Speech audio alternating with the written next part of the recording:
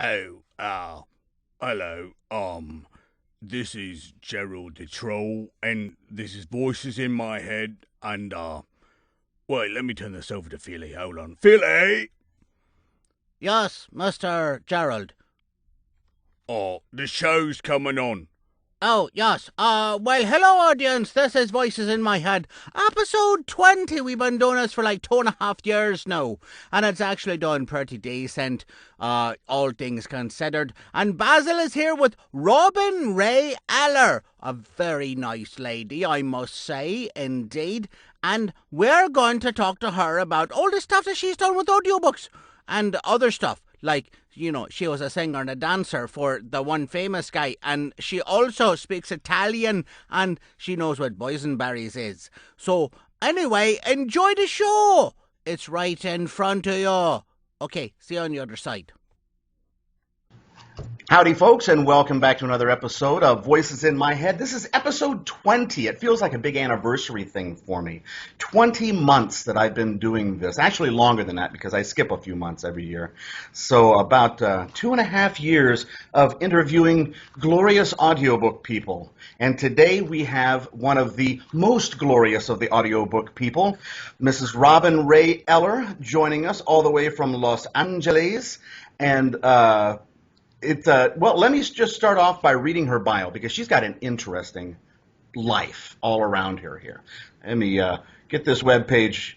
There we go. Robin is a narrator, actress, singer, and dance educator. She has appeared in stage, in films, television, and numerous commercials. As a dancer, in addition to other credits, she has traveled the world with the legendary James Brown, the godfather of soul. Robin speaks fluent Italian. While in Rome, she was invited to perform with musicians from the Officine Musicale del Borgo. Did I pronounce that right? Officine. Officine del Borgo. Musicale del Borgo. And was featured singing along with the music group Seconds Reloaded. Robin consistently brings class, stylishness, confidence, and sensuality to her voiceover and dramatic work. And she's a member of SAG-AFTRA and AEA and very active in the Audiobook Publishers Association as well. And she is just one classy chick, I tell you what. And welcome, Robin. Thank you. Can you feel the coolness coming down from Alaska?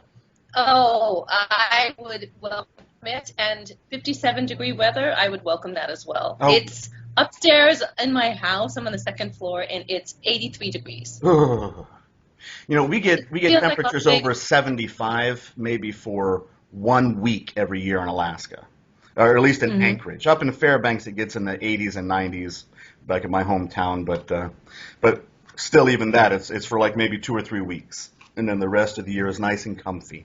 And I don't miss the hot temperatures down in Southern California, Central California. Not even a little bit. We do have the beach, but it's probably pretty crowded on the beach today, too, I imagine. Oh, I imagine so. I imagine so. Sure. So how close are you to the beach? I am about 15, 20 minutes in the car, give or take on the traffic. You've seen that Saturday Night Live sketch. If you take the 405 or the 10, I actually can go to the beach from my home without getting on the freeway. I can get to the airport without getting on the freeway. That's so you just have to learn the shortcuts. So if I went straight from my home right now to the beach, I'd get there in about 20 minutes. That's not bad. Not bad at all. Not bad. I could get to the beach here in about that same amount of time, except our beach is all rocks and green, ice-cold water and beluga whales. So. Oh. There's days like this. I used to live in Malibu, the Boo, and I loved it there. Because it was there. Yes. Nice. So, now, you've lived. Days. Now, are you originally from California? I am not. I am from Newport, Rhode Island, the old New England. Totally across the country. I'm totally across the country, and we moved to Los Angeles when I was almost 15, and it was like coming into a foreign country. Wow. I had never had spoke before in my life, and everywhere I spoke, they said, "You speak funny." I went, "No, I speak funny." And some people sadly did not know where Newport, Rhode Island was, and they did not, and I would get into arguments at that age. Well, we were a state before California was. So Really? It was quite interesting and a little bit sad because at that time I was going to public school that they did not know their United States history. Mm. Oh, well. Yeah. So that was unfortunate. But that is a sad testament. But You'd be surprised the number of people who think Alaska is an island down by Hawaii. And say, what? How do you know? No. Yes. Sad testament on the educational system. So from Rhode Island to California. Now, you also spent a lot of time outside of America. And what other places have you? Yes, I lived in Japan before. I got a contract on a job. I mean, at that time in my life, I just come out of college and I was a dancer. I was a dance educator in college, and I had a minor in broadcasting, and I had this little Rockin' Robin radio show. Oh, cool. So after I graduated from college, I met a gal dance at Disneyland in the parades, and this gal was choreographing, and she took a bunch of us, well, I won't say a lot of us, it was 6 of us, to Japan. So I had an opportunity to live in Japan, made some connections there, and lived in Japan. Nice. And spent a lot of time in Italy as well. And I've also had jobs that have taken me around the world to travel. Ergo, as you mentioned in my resume, James Brown. That was probably when I was able to see a lot of the world and be able to perform on various stages and decide where I wanted to go back to visit. Oh, that's pretty cool. Now, working with James Brown, what was that like? Because, I mean, does he actually ever walk anywhere, or he just, like, shuffles and dances? Well, it's such a crazy story because when I got the job, I didn't know if I had the job or not. There were 800 women at the audition. I had a dance agent at the time. His wife was hiring, and I didn't even know if I had the job. It was a long story, but I didn't know. So when I left the audition, I still didn't know, but it's a story that's sort of true to my heart because that same weekend, I found out that Sunday that I had gotten the James Brown job. He called me up and said, "Is this Robin Ray? This is James Brown, the Godfather of Soul." And he always referred to himself in the third person, which was slightly bizarre. And he said I had the job. And so from that point on, he told me that we were going to travel the world, and he had hired 8 dancers, and we were going all over the world with him as his dancers. And we started rehearsing and did it was a big HBO thing, a show for TV, and it was a lot of musical groups that performed, and then we got on a plane and traveled the world. Planes, trains, and automobiles. And on that same day, on the side note, I found out that I got my SAG card on that same day. So that was sort of fun. But that's a grew up and became a big girl in acting all at once, just like poof, here you go.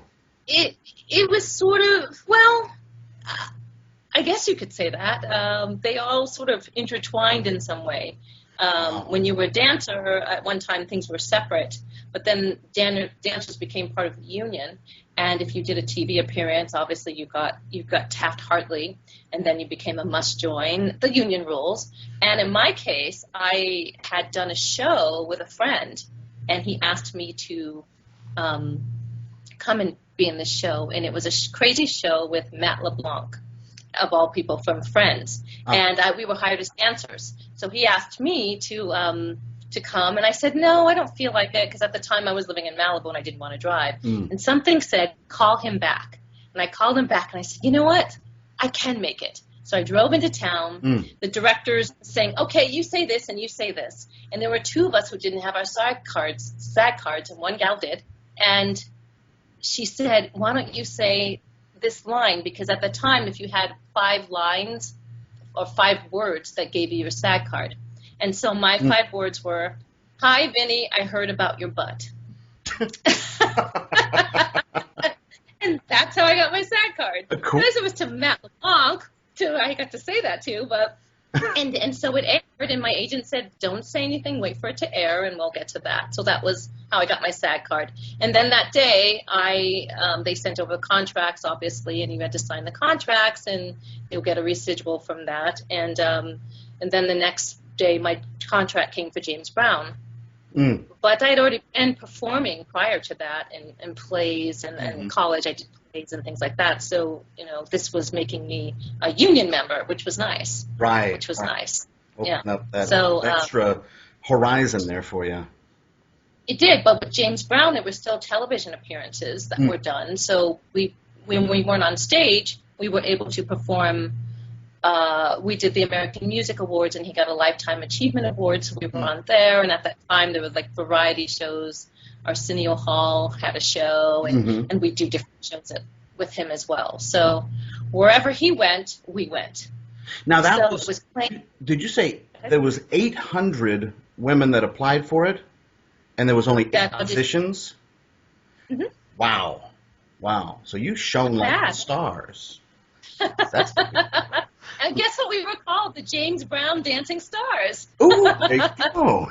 Yeah, we were. The James Brown Dancing Stars.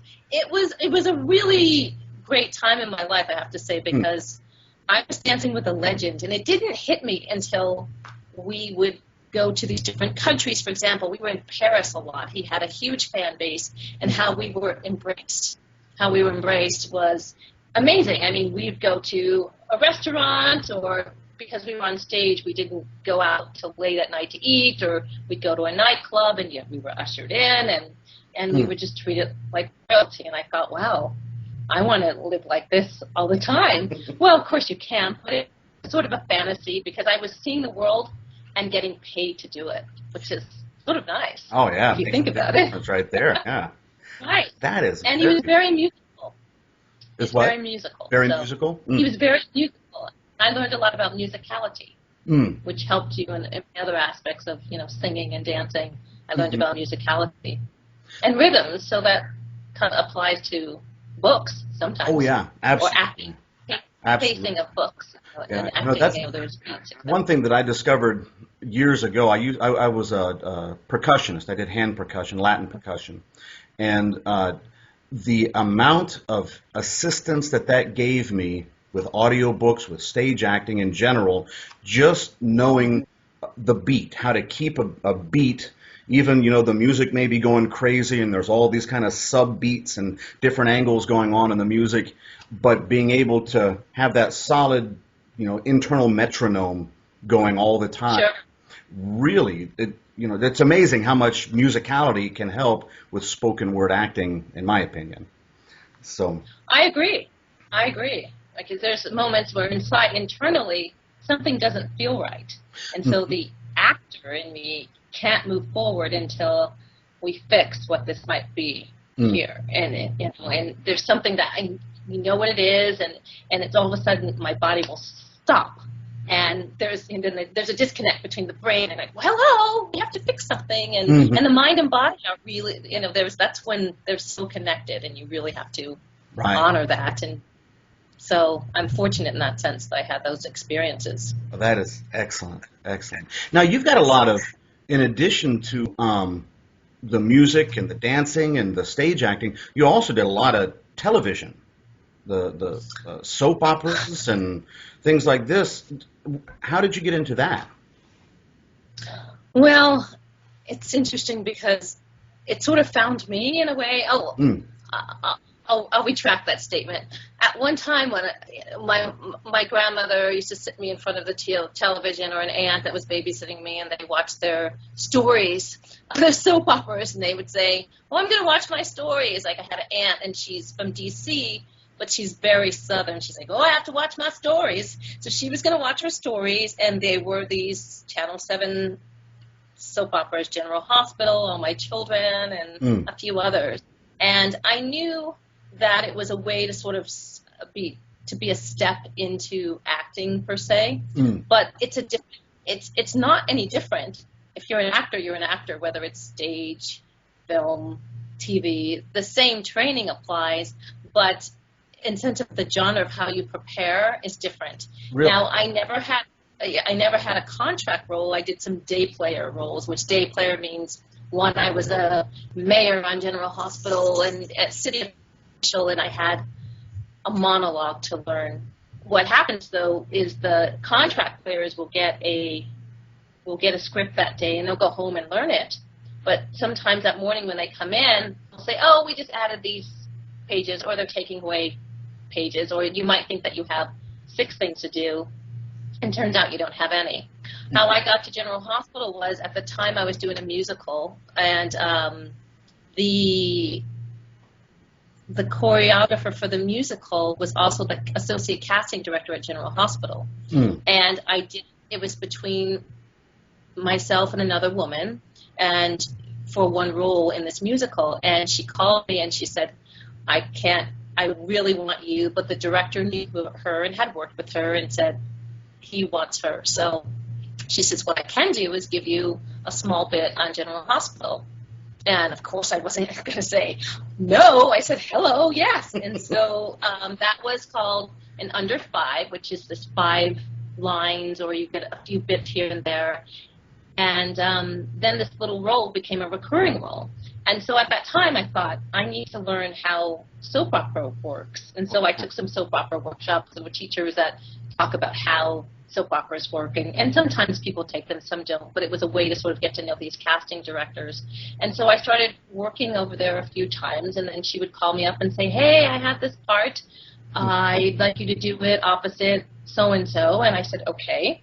And then the next time I said to her, you know what? I've been studying for a while now. I'd like something a little larger. And that's when she gave me, which is what's a day player role. And then I did a role. It was a contract role for a bit, but then they decided that they didn't want the role to happen, and that happens a lot. Sometimes they're going to have a role, and they'll screen test you, etc., and then they decide, depending on what's going on with another character, whether they want to bring it up or not. It's not so cut and dry, but the experience of it was nice, and it was something to put on my resume and another experience to have. And I looked at soap operas, the people who get to do them, it's sort of on-the-job training, because you don't know what you're going to get that day, but you get to work your chops and work scenes, and it depends on if it's a half-hour show, an hour or so. So it's a pretty fluid kind of thing. It's not like a movie or a stage production where you have, this is the script, there might be little modifications, but we're sticking with it. Sounds like soap operas are a totally different ball of wax. Well, it is in the sense where they shoot out a sequence as well, like films do. And but in soap operas, they have a certain time frame that they have to get things done, and depending on the storyline of the characters. So a lot of times when people come in as a guest star, which we consider a guest star on TV, which is a day player, they might work 1 day or 2 days and then they're done. And now they do residuals on them. So I never became a soap opera star, which I wasn't, it would have been nice. At one time I thought, I want to be in All My Children, but it didn't happen. Now I don't think soap operas are even around much. I think there's a few, and everything's sort of gone online now. A lot of them have disappeared. There's a few. So anyway, so that was my soap opera. That have been there forever. I believe so. I think the General Hospital one's still around, which I believe, and a couple of others, and that some of them are famous in Italy. For example, Bold and the Beautiful. And I did a part on there, and everyone was, you did beautiful! And they were excited and like, bella, sei bellissima, sei fantastica. And it wasn't a big part, really, it wasn't, but it was something sort of, for them, it was impressive, Well, that's... we live in Los Angeles, and, if you say, hey, I saw Tom Cruise, or down the street, someone might get excited, or whomever, your favorite actor is. It's one thing, and, we're like, oh, yeah, okay, that's nice. They get more excited about it because it's sort of unattainable to them, I guess. Right. They have their own celebrities there as well, but... oh, yeah. Anyway, soap operas. That's interesting. So you jump to that, and then you've also got a movie background with a handful of movies that you've done out there. So you've got a pretty wide range of experiences. Trying to going through your IMDb page and seeing, wow, you've like touched here and here and here and here, and that's it's impressive to me when I see someone who has a broad body of work versus just a straight line of one particular type of thing. You seem to have touched like every facet of the entertainment industry, and I'm always impressed by that. I'm grew up as one of those families where we're jacks of all trades. My grandfather was an inventor and a farmer and a storekeeper and a postmaster, and I've had about a dozen different types of jobs, not just different jobs, but different career fields altogether over the years. And it's always like a kindred spirit kind of thing when I see someone who's had popping back and forth to different things. With that in mind, what got you into audiobook narration? Well, first I'm just going to say that you're very kind, and thank you for recognizing that. I mean, they always say there are no small parts, only small actors, and my IMDb page, they always say you never compare it, but if you compared it to someone else, I really haven't done a lot. I've just been lucky with the work that I've had. I mean, they've been films or little independent things, but work is work, and work begets work in our business. So that's so thank you for recognizing that, and I might have to put you in my pocket some days when I'm not feeling so excited about what I've done. But what brought me to audiobooks it's a funny story. I was taking a workshop, and I took this hall all around sort of commercial casting. You get a little taste of commercials, audiobooks, animation, etc. And there was this one woman teaching the class, and she said to me, "You should do audiobooks." And it was just coming up at the time. But at that time, I was in a musical, and I was doing the musical Ragtime. I was getting my little soap opera work, and I'm thinking, I want to be, what's audiobooks, poo-poo. And then I thought, that's another thing to sort of look at. And not that I didn't want to do it, because I didn't know what it was, to be honest. Right. Books on tape. So I did some research, and I thought, well, this is interesting. But I was so occupied with in front of the camera. I was booking commercials and doing so many other things that this didn't seem like something that I should try to entertain, because I wanted to do what I was doing well first. So it didn't come around again until I was talking to a girlfriend who said, I said to her, I really like to get into the voiceover industry, and I've done a few things, and I'd like to explore something. She said to me, why don't you go see Pat Fraley? And I emailed him, sent him an email, and he was teaching an audiobook class. So I thought, okay, I'll take this and see what it's about. Right. And at that time, I think it was one day, maybe it was a week, but it was so much information that nothing was setting with me, and everything in me thought, this isn't the right time to do this. I did a demo. I think I met, the first time I ever met Hillary Huber, I believe. And so at that time, I wasn't really sure it was what I wanted to do. So fast forward, about life happened, circumstances, and about a year later, I thought, something told me to go back to this audio book. Plus, I was reading books, and I love telling stories.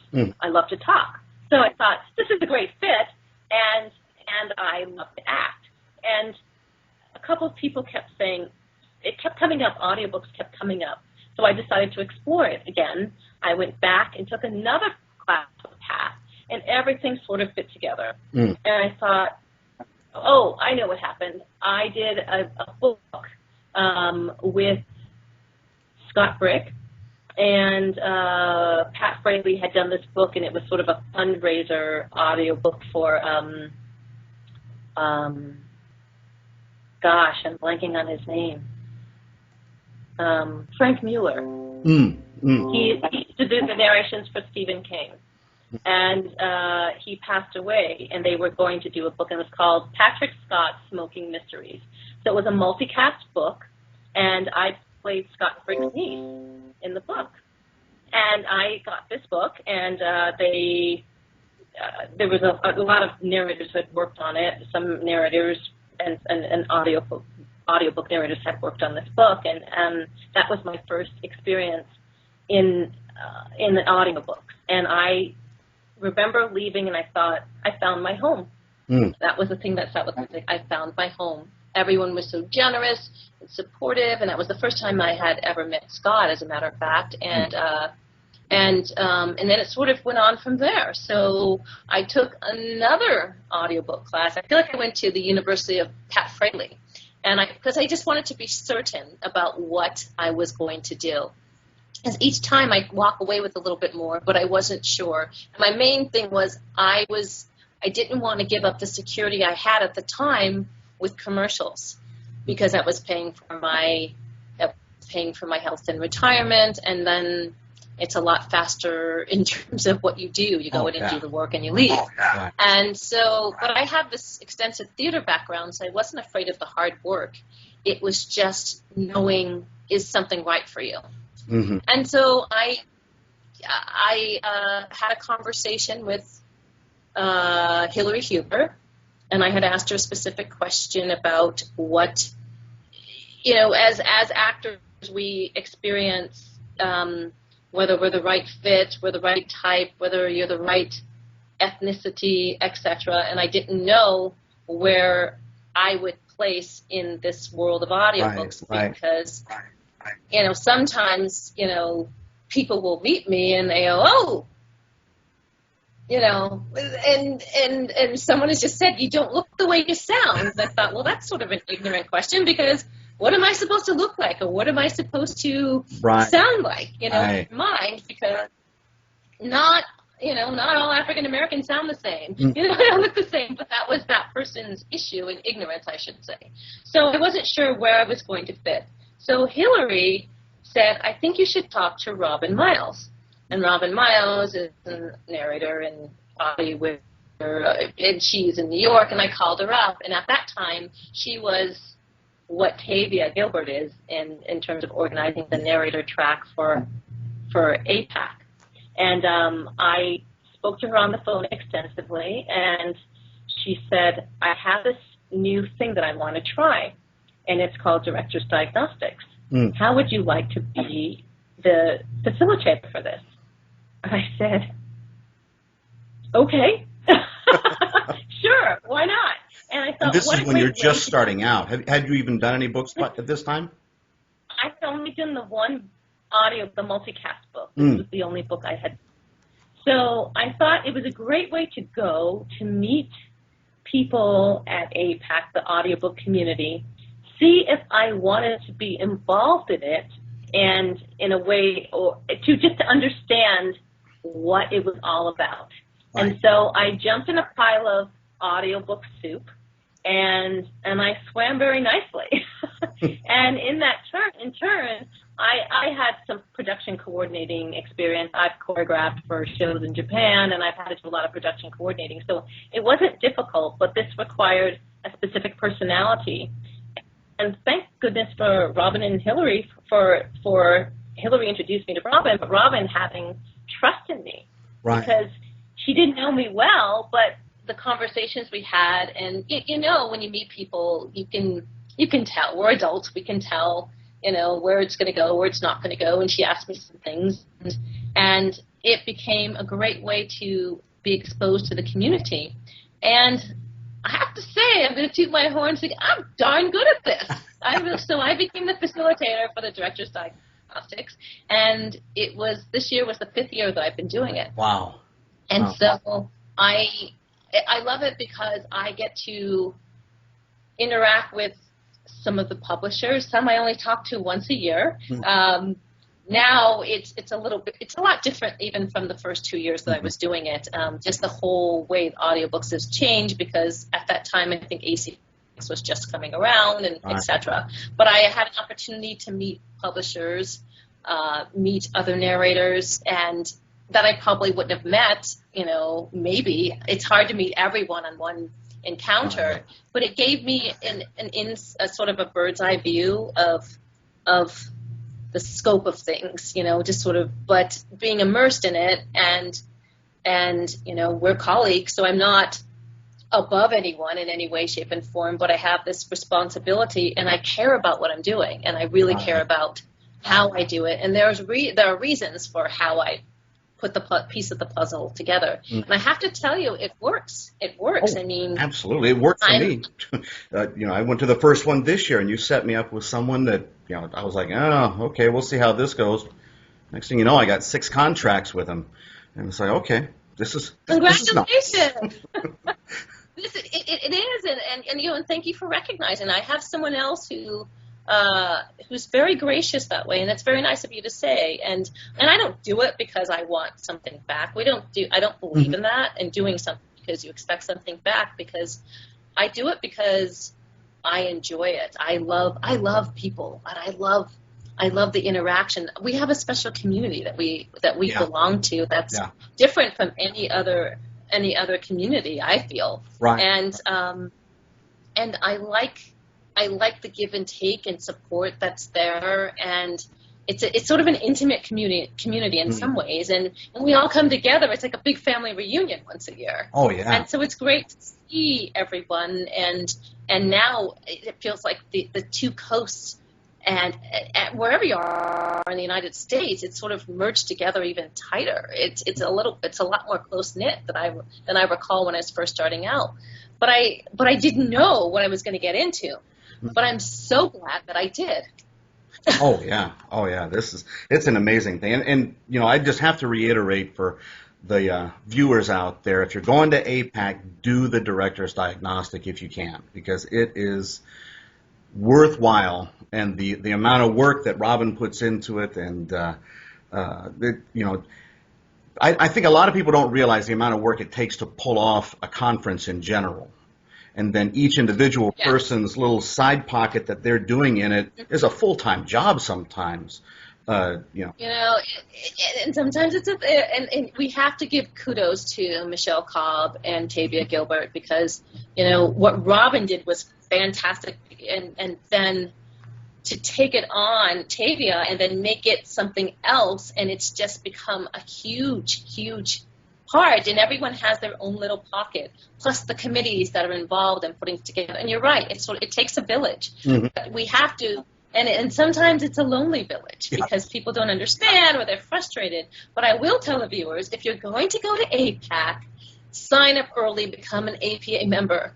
You get the information quicker about when to sign up, and that's important, is when to sign up, and knowing that how many people, they may be a limited amount of people, and that all depends on how many veterans that I can get, or the directors per se, publishers, because it's usually veterans and publishers. It all depends. That's when they say, I hate to say that cliche, it's a numbers game, but it is. If there's not enough directors, then we can't have, if I only have 30 directors, then that means I can only have 2, I can have 60 narrators. It's 2 people per person.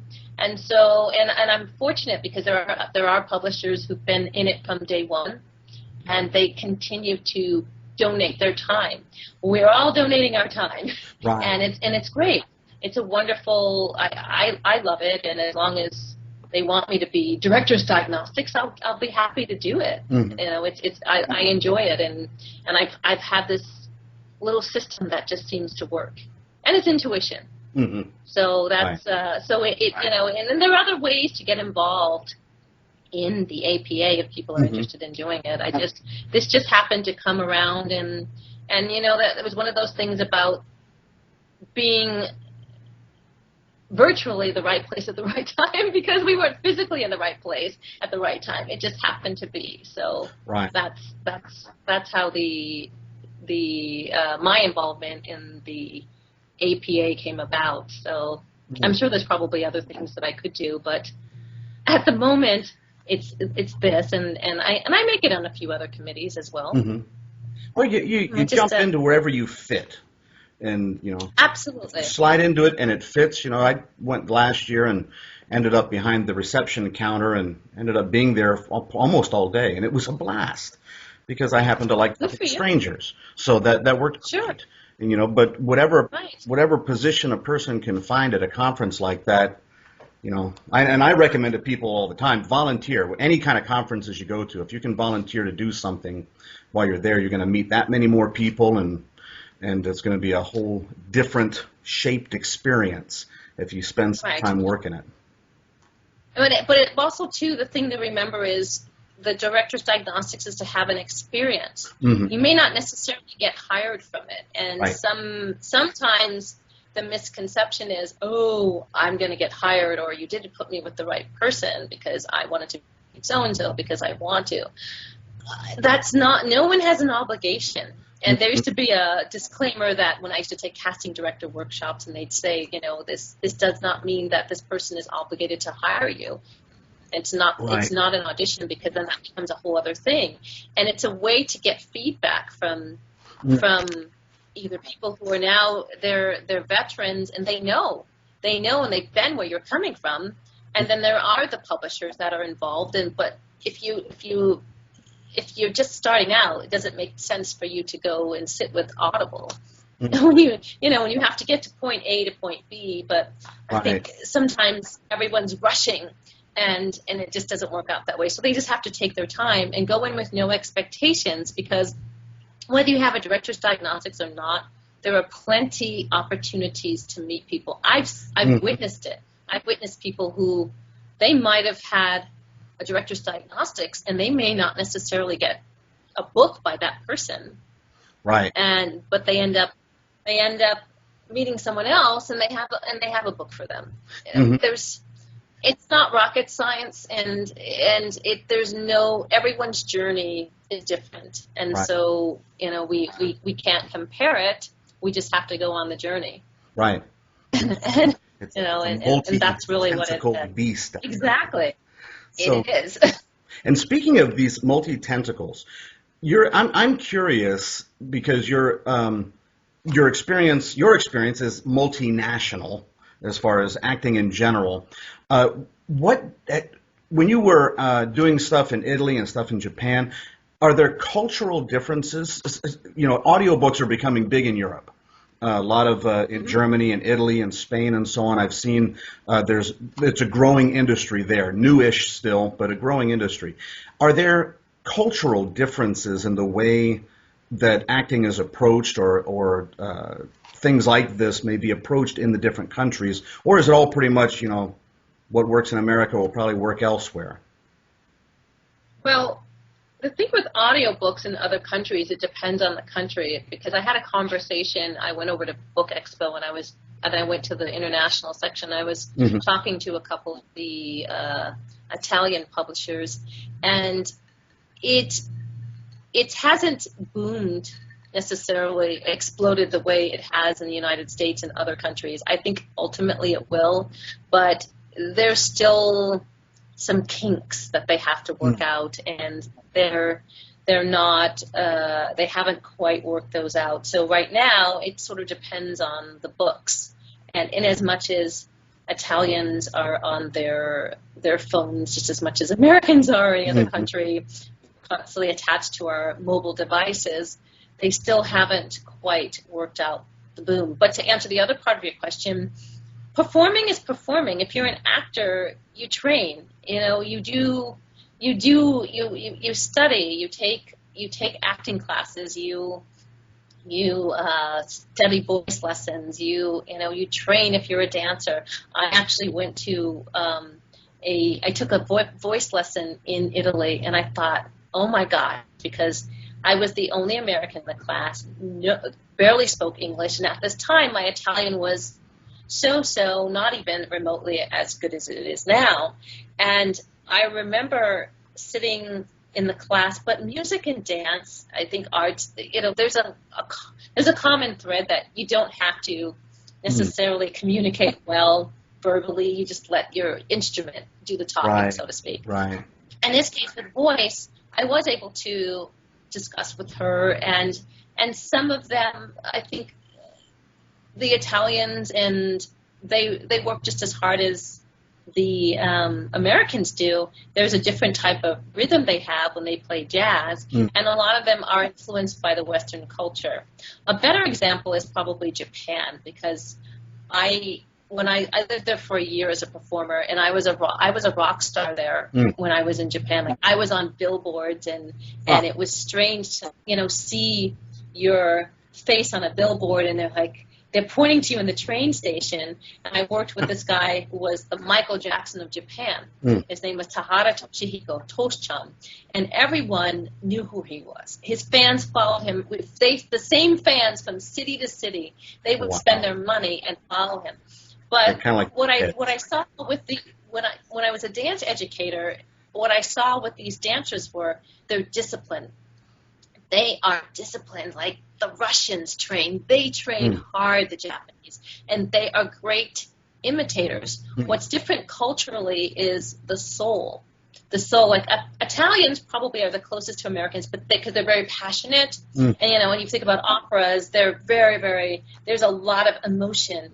With Japanese and the Japanese culture, it's a lot of things they're introverts. So when you're an introvert, there's that whole sort of subservience that comes out with the Japanese, and there's a lot of respect, but it takes a little bit more pulling of them as performers to get that out. They're great technicians, but as a dance teacher told me one time, you have to throw away your technique and trust it and perform. You have to perform and put your heart and soul and live in the moment. And I think there's something about the head and the heart for them that they want to, but culturally it's hard to change. But you still have to train. What I love about Italians and the Japanese and Europeans is their appreciation for history and appreciation for your art. They're very gracious. And if you've given your performance for them, they want to say thank you to you, and they appreciate your heart and soul. They don't necessarily boo you in any way, shape, and form, even if it was bad. Fortunately, you don't want to put anything out there that's bad. But I think the same principles apply. If you're an actor, do your homework, the who, what, and when, and why you're doing that, and all the subtext. All of that still applies no matter where you are internationally. How you're received as an audience is different. I mean, I kind of liked my rock star status there because you got to interact with the fans to a certain point, but then it was such a strange thing to receive so many gifts. They're so generous. Every time I got off the train, there was this girl with the glasses. She had these red frames, and she was always there giving me gifts because they feel like if they're close to you, then they're close to the artist. And there's something sweet about that. There's something sweet. There is, but very generous, never aggressive in any way. And there's things about the cultures that I wish I could pull and bring to the United States. The relationship is very important. The relationships, people, and they pick up where they leave off with you. I have friends that just time and distance, we lose touch. But if I called and I said, could you help me do something, or could you help a friend? They want to help you. And so I cherish those friendships.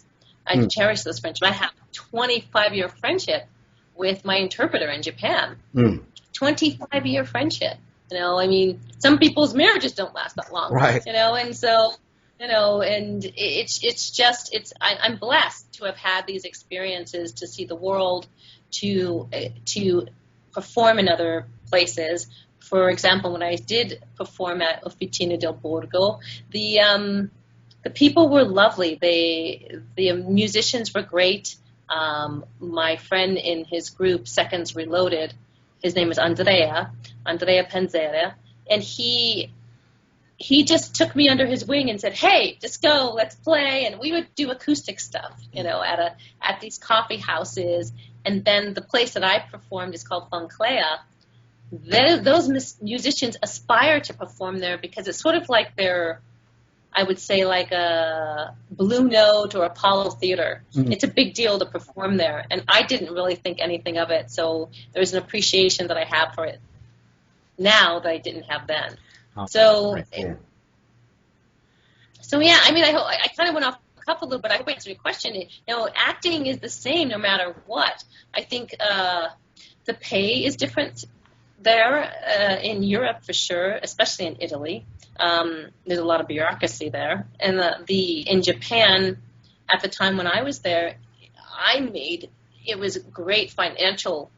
You know, what I was paid financially, I was able to come back and buy a car and sort of start my professional career because I saved my money. And so, you know, at different times, different economic, Right. you know, the economics were quite different then than they are now. Oh, yeah. So, But you bring up a good point there too. Is, you know, even, you know, for those who want to make it in audiobooks alone, say for instance, Mm-hmm. you know, frugality is very important in this business. Which brings me to another question of recording for audiobooks. Are you Mm-hmm. one who records from a home studio, or do you typically find yourself in the booth with Blackstone or Dayon or whoever? What's your preference, and what do you end up doing more than the other? Oh, well, I do have a booth. I have recorded at home. Matter of fact, I actually have to start a book this evening. I am, oddly enough, when I first started, I did not have a booth. And my very first audiobook came from Oasis. Now, here's an interesting twist. You never know when your book's going to come, because that's not who I did my director's diagnostics with. So this is how it's a twist. What was said was Bob Dion said to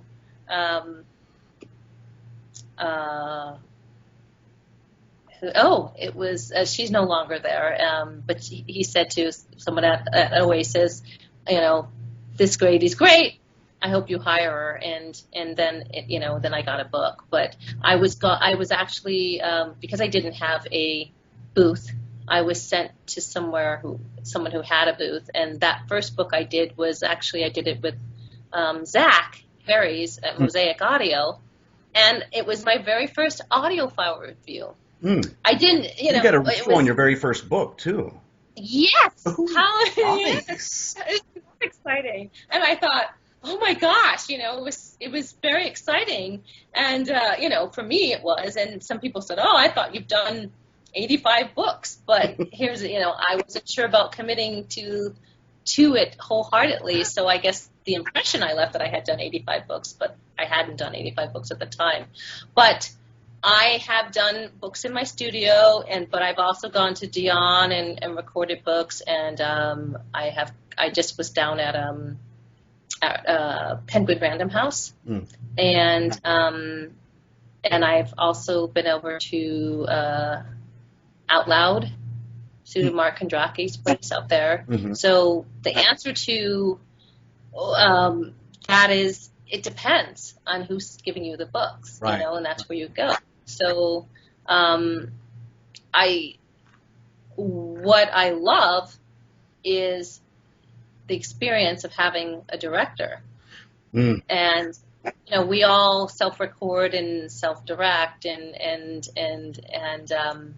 it's nice to have another set of ears, to sort of say, hey, why don't you try this? Why don't you try that? And or to say, hey, what do you think of this? Or, there's something about having that extra person on your team is nice. Now, because of the way things are, we don't necessarily have that luxury anymore. Right. You have to trust your acting instincts. You have to. I was doing a book, and I didn't have a director on this book, but I got out of the booth, and I said, I need 10 minutes, and I called Paul Rubin, and I said, I need help. What do you think of X, Y, and Z? And so, he, I can, if I have to fix this in the pickup, I'll fix it in the pickup. But, right. What do you think, and that kind of thing. At the time he didn't answer, but then he called me right back because he was available. So you have to, sometimes you have to trust your instincts. You have to trust right. what you know, and you have to trust your acting chops. You have to, when you don't have anyone Right. at all. So it's nice to go to the other places. I like it. I like having an engineer. I really do. I do. There's something about there's someone else to talk to, or sort of someone to laugh out loud about something. I mean, some people will, whatever their experience is. Some people, I'll see. Sometimes people will. They like to put it out, on social media, which is fun too.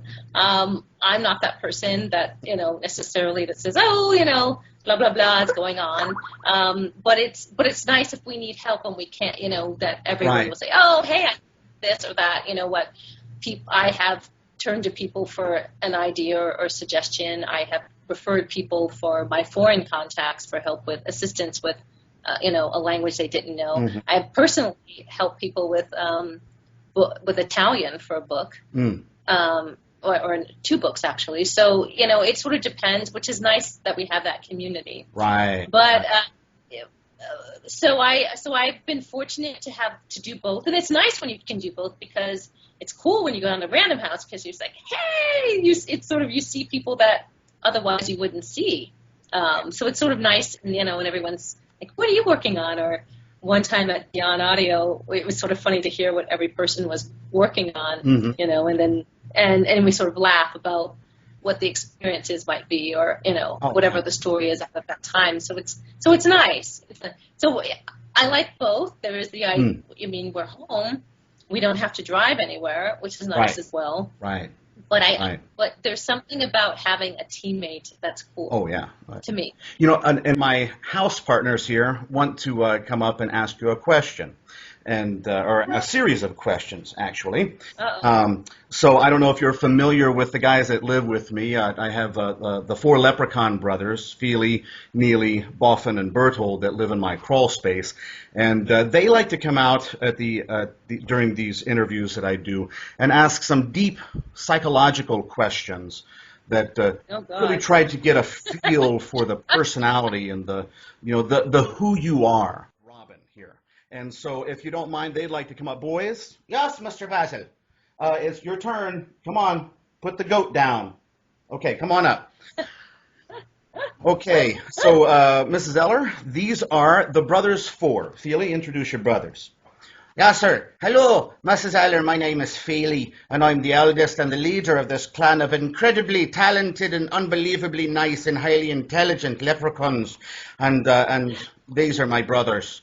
In descending order, descending by age, that is, not necessarily smarts, because, well, you'll figure that one out. So anyway, here's my brothers. This is Neely. Hello, Mrs. Eller. Nice to meet you. Neely is the next closest to me in age, and he's the second brother, and he's also, very much like me, as you can see, with the beard and all. And so, hey, where's Buffin? Well, this is Berthold. Berthold's my youngest brother. Hello, Mrs. Eller. Nice to meet you very much. I wish I spoke better Italian, but I don't. But I do speak a lot of other things. So, nice to meet you. Ciao. And Berthold, or Buffin, where are you at? Oh, wait, sorry, I'm late. I got stuck out. Buffin, what is all over you? Oh, I had an argument with the milk goat. She won. Oh, geez, you're going to need to take a shower. That's okay. Anyway, what's going on? Well, look at the computer there. We got a guest on there. This is Mrs. Robin Eller, and she's here being the guest for Mr. Basil's show. Oh, hi, Mrs. Oh, hi, Mrs. Eller. You're beautiful. Oh, my goodness. Oh, come on, Buffin. She's a married woman. You can't be looking at her that way. Oh, okay. I just get a little nervous sometimes when, I'll just sit here and look. Okay, you have a seat. Okay, so we have a deep philosophical question for you. And Okay. I'll let Berthold ask the question because my throat's a little bit dry, and since apparently Buffin spilled all the milk, we're going to have to Maybe get some ale or something instead. Oh, no complaints here about that. I'll go get the ale for you. Okay, Neely, you go do that. So, Bertold, ask the question. Wait. Who's asking the question? Who are you? Oh, my name is Bertold. I'm the youngest brother. And so, Okay. and the other guy with the beard, that's my brother Feely. He's the oldest. He's like 600 years old. Can you believe it? Doesn't look a day over 400. But anyway, Wow. I'm the youngest, and I'm a lot younger. I'm like born in the same century as you. And but the others, they're all kind of aged and not necessarily as bright as one might expect sometimes. But anyway, Okay. so what we've got for you here is a question that our brothers, all together, we come up with these to try to delve deep into the psychological aspects of your personality. It's kind of like a Myers-Briggs test. Is that right? Myers-Briggs? No, that's not right.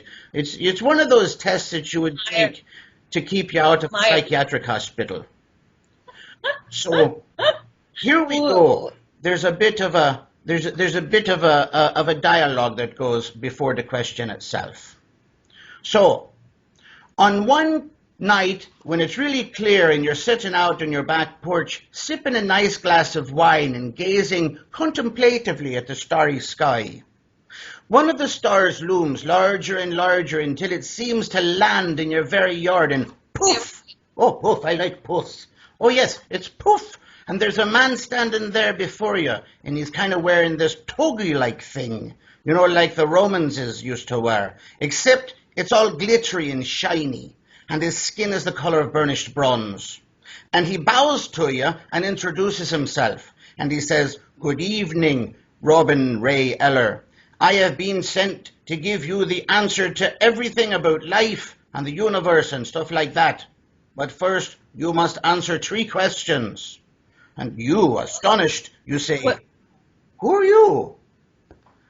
And the man replies and he says, "That is not one of the questions on my list. My name is not important." Oh, please. What's your name? Yes, you want to know this guy's name, because how do you know he's not a weirdo? I mean, he did just poof right out of the sky, you know. So, good point, he concedes. And he says, "My name is Fabaricus Baticilian Manistranos." "Oh, that's a long name," you reply. And he says, "Believe it or not, it's actually kind of shorter than average for our people. But knowing that most humans lack the patience to pronounce names with 20 or more syllables, it is common practice amongst our people to simply go by the first syllables of each of our names when in mixed company, to kind of shorten it up, you know. So your name in that format would be then," he says, "well, yes, my name, if we shorten up Fabaricus Baticilian Manastranos, it becomes Batman. And so the powers that be sent me, the Batman, to come interview you, Robin. So to offer you the wisdom of the universe as long as you answer my 3 questions satisfactorily." "Okay," you say. "I will answer your 3 questions. Do you agree, Mrs. Robin Ray Eller, to answer these questions to the best of your abilities?" Well, I guess I guess. Okay. I don't know, you're not a weirdo or anything. This is being videotaped for posterity. Got it. Okay, excellent, he says. Here are your 3 questions. Number 1, what is your favorite flavor of ice cream? I don't eat ice cream. How But if about Italianites? Oh, now you're talking. I like boysenberry granita. Boysenberry granita. Is that like made with gravel? Like No, it's made with ice. Oh, It's ice, and you can only find it in Sicily. that's a long way to go to get an ice. Sure. Boysenberry granita. That sounds very good. Okay, we will write that down. Boys, go figure out what a boysenberry is, and then we'll see if we can. Okay. Question number 2. If you could be, for a limited period of, say, 20 to 30 days, any non-human creature above or below the surface of the waters, or even in disguise, what kind of creature would you choose to be, and why? A unicorn. A unicorn. Yeah. That sounds very interesting. That's the horse with the sword on his head. That's right. But the horse also flies. Oh, that's right, the Pegasus. Why would you choose that? Well, it's sort of an inside joke that I am a unicorn already, and there's just something about being able, as Pegasus could fly, and there's the uniqueness of it in general. And there's something about unicorns. Whenever there's a unicorn around, there's always rainbows, and I get the little girl in me would like to believe in rainbows. Oh, I understand that, because as leprechauns, rainbows hold a very special place in our hearts. Right, I'm wearing the green for you today, too. Oh, yes. Yes, you are. Very good. You see, that makes me feel very much at home. And now, if we had a rainbow, I'd give you the gold at the end of it. But the simple fact is, Buffin spent it all. So we actually don't have it. But there is a pot, and you might find some gold residue in it. A pot as in a cauldron, not pot as in the new Colorado definition of pots. So, ooh, I was getting nervous. My father was a narc. I'm kidding. I see. Well, don't arrest us. Just because Basil sees leprechauns in his basement doesn't mean anything's funky going on around here. So, question number 3. You're traveling on life's road towards your destination, and you come to a 4-way fork in the road. The fork split to the right, to the left, to the up, and to the down. But it's foggy, and you can only see just a very short little distance of a few yards down each one of the forks. Which fork do you travel down, and why would you go that way? Wow, that's an interesting question. And it behooves an interesting answer, perhaps, yes? Well, I like to think up and over the fog, because then I'm able to see where I'm going. That's a very wise answer indeed. Then I can see where I'm going. But at the same time, I'm torn, because I'll go up and over, then I'll veer to the left or the right, because going the straight line gets kind of boring. So veering off to the right, for left or right for a little adventure, and life is so short, why not? And of course, depending on what's on the other side of the fog, life could be even shorter, so enjoy it while you can. Well, even if you're not on the fog, life can be short, so we need to enjoy it while we can, no matter what. So, but you have a point there. I say, live it to the fullest, and, so there's no regrets at the end. We like to live it to the fullest. Sometimes we live it so full that, well, the neighbors sometimes call the police. But not too often. But, and we've never been convicted. So that works. Oh, okay. Thank goodness. Do you have any Irish beer that you like to recommend? Well, whiskey. Actually, we do, but it's the one that Neely makes himself in the basement. And so it's really, really good. Matter of fact, it's so good. We also have a drink that we have called Lemony Spike, which Basil wrote about in the book that recently got the audiophile review. And it's a really good drink. But you have to drink it in moderation, hence the issue with the Lemony Spike, which is actually a metal spike that might appear in your stomach if you drink too much of it in one go. But it's a really tasty deal. It's like lemonade from the gates of hell. That's the way Grandfather would have put it. But we do like our good Irish beer. Of course, there's the Guinness, which everyone in the world knows about the Guinness, and the Bass, which everyone knows about the Bass.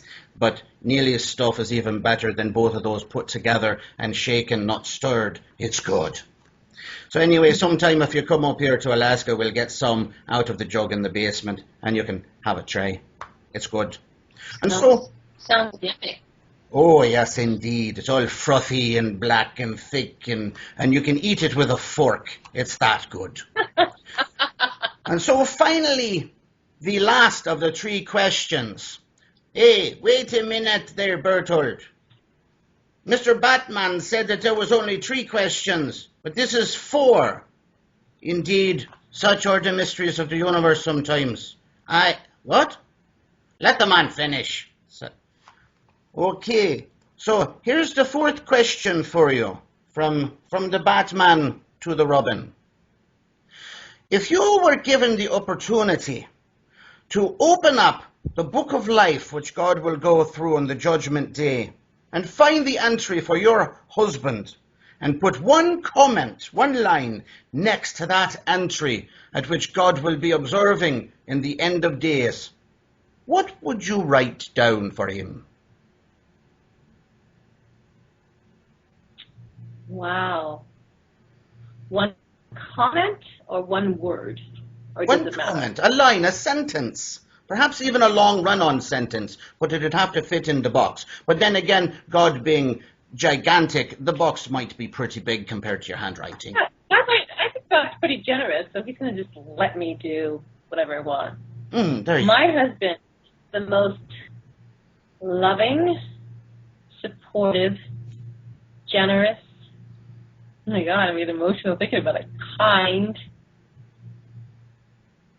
Being emotional about one's spouse is a good thing. amazing man in the world, and with the biggest heart. And So does he have a big chest to go with the big heart? Is he like a big muscular guy? In his own way. If there's one word that you know that'll always be by him is integrity. That's a very nice word to have next to your name. That's a very nice word. And that's a very good answer. And, well, that's the 4 questions of the 3. You answered 4 out of 3 very satisfactorily. 4 out of 3.